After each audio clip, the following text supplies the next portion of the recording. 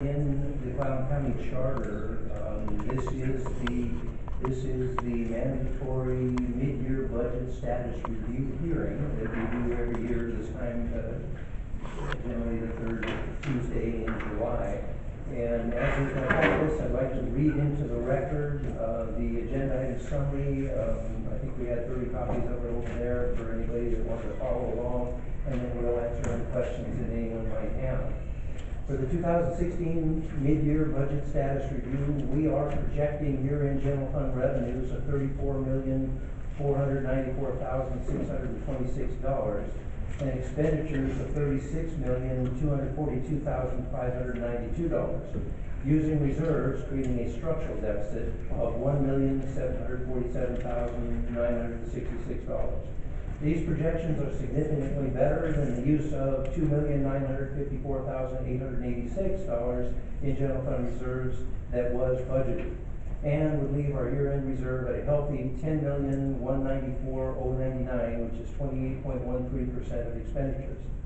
Positive changes are on both sides of the spreadsheet, with significant revenue increases projected for sales taxes, state and local criminal justice taxes, federal payment in lieu of taxes, and investment interest. On the expenditure side, savings are projected pretty much across the board, but particularly in sheriff's operations and jail, juvenile services, and superior court, which more than offset the increased spending of reserves to settle claims not covered by insurance. On the balance, I believe the projection is reliable for the rest of this year, and since approximately $1.2 million of the projected structural deficit is one-time spending, our ongoing operational deficit, primarily due to increased staffing in 2016, is only around $550,000. Other revenues and expenditures appear to be pretty much as expected and within budget, as the Carlsberg Sewer Project is still expected to be nearly completed by the end of the year. We don't need any budget changes to reflect this review at this time, and Debbie Cook, our budget director, and I are available for any questions that anyone might have.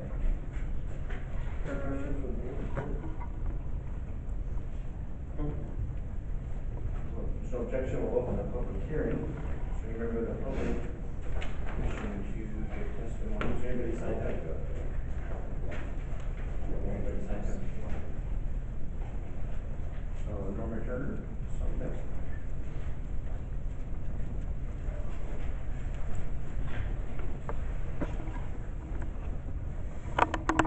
Thank you. Here we are. My name is Norma Turner. I'm on Manages Road, and since today is the day of the mid-year budget report, I'd like to share a few thoughts with you about the county budget. As you may know, I've spent more hours than I care to count reviewing county budgets over the years. Many consider the budget simply a numbers document. That's what you've received today, a whole bunch of numbers. In reality, it's a policy document.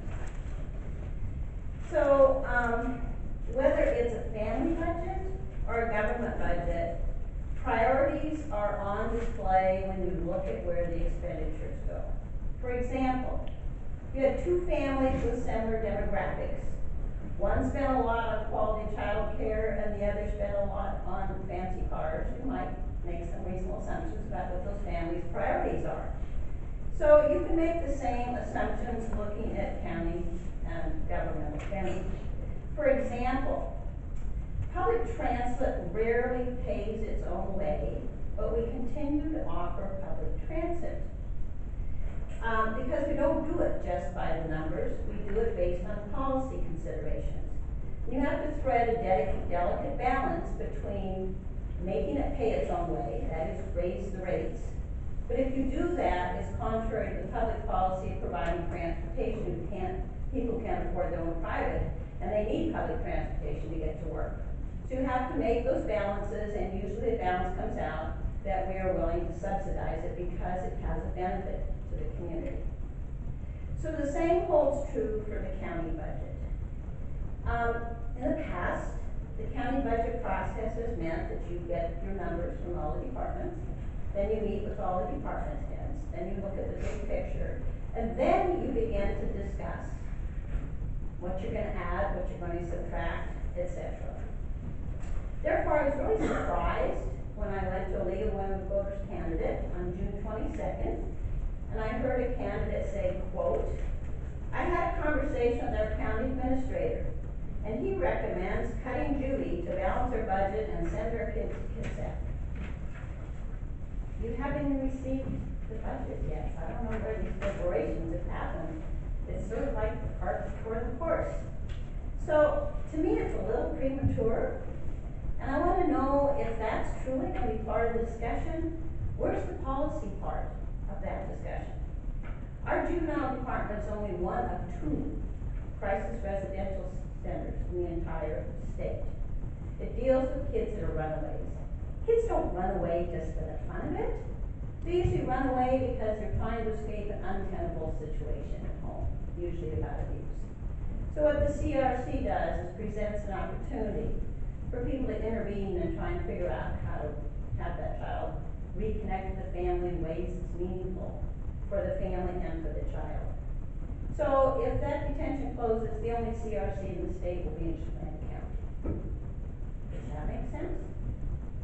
So, and also that form we talked about, one of the reasons this might need to happen is because there's, quote, only 10 kids in detention. Well, that's a little misleading because that's a snapshot picture. Reality, juvenile processed about 500 kids through the detention in the last year. But more importantly, the kids that get sent to detention are there because they're disengaged by the community, from their families. So what happens when they're in detention is the staff there works with the child, works with the family, works with the schools, works with the legal assistant that they're entitled to have. So if you decide to send them to KidSat, you completely destroy that whole therapeutic setting. Families may or may not be able to make it to KidSat. Certainly you significantly increase the cost of legal trying to go down there and back. Schools are no longer involved. So the bottom line is that you really seriously think about sending our kids to KidSat. I would say the message you send is that Clown County doesn't care about our kids who are in trouble. Tribal communities have agreements with juvenile service detention. What are you going to present to those tribal communities? So there's a lot more points to ponder, but I know I'm out of time. But I would just say to you, if that truly is something we're going to talk about in the budget discussions, I hope there's a very broad discussion, because I know lots of people out there who really care about our kids and they like to be part of the discussion. Thank you. I think it's fair to say there's no public record of this board discussing that, and if that was No. a candidate's forum, that was somebody's opinion, maybe where they thought things should go, but I don't know, I don't know. Well, I went and listened to the tape 3 times to make sure I got the quote right. From the candidates forum, not From the this- candidates not forum, from this- exactly. Okay, I just want to. And I guess the thing I was disturbed is it said I had a conversation with the county administrator. So. And the recommendation was consider closing juvenile and sending our kids to KidSat. So I made sure I listened to it 3 times so I could get it right. So there must have been some kind of discussion at some level, somewhere, with somebody, to have invoked the name of the county administrator. That was what piqued my He's concern. not made that recommendation to I this have never board. Okay. made that recommendation. All right, so I would I'm respond, just though. telling you that the video's out there and stuff. No, I And it gives you know. a chance to talk about it. Yeah. I would respond if the board would like. I mean, I did have a conversation with one of the candidates who asked me, in your opinion, if you had to cut $1 million today, is there any place you could do it? And I said, well, essentially without cutting the mandated requirement for services, the only place you could cut $1 million and still be compliant with the law would be if we closed juvenile services and moved everybody to KidSat. I did not make it as a recommendation. And I think we went on with lots of qualifiers in the discussion and said that, you know, we've talked about that in the past. I've had Pete make that comparison to commissioners when we were in budget crisis back in 2009, 2010. The board never said they wanted to go down that path. There's too many good reasons why we wouldn't want to go down that path. That was the entirety of the discussion. But the very narrow question of me, if everywhere in this budget you had to cut $1 million, where could you do it?